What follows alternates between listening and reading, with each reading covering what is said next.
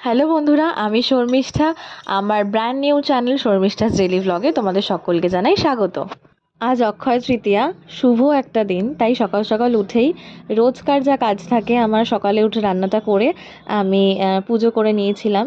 ছোটবেলা থেকেই ঠাকুমার মুখে অনেক গল্প শুনতাম এই অক্ষয় তৃতীয়ার দিন নিয়ে। দিনটা কেন শুভ সেটাই ঠাকুমা প্রত্যেকবার আমাদের আলাদা আলাদা করে বলতেন। বৈশাখ মাসের শুক্লাপক্ষের তৃতীয়া তিথিতে এই দিনটা আসে বলে একে বলা হয় অক্ষয় তৃতীয়া। ঠাকুমার মুখেই শুনেছি অনেকবার এই দিনে সোনা গয়না কেনা বা দান ধ্যান করা এই সমস্ত খুবই নাকি শুভ। তবে কিছুটা সময়ের অভাবে আর বাচ্চার জন্যে আমার তো বেরোনো হয়নি, কিছুই সেরম কেনাও হয়নি।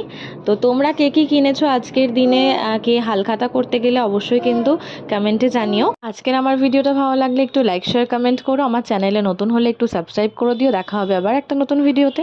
আপনাদের সকলকে জানাই আমার এবং তাতানের তরফ থেকে শুভ অক্ষয় তৃতীয়া।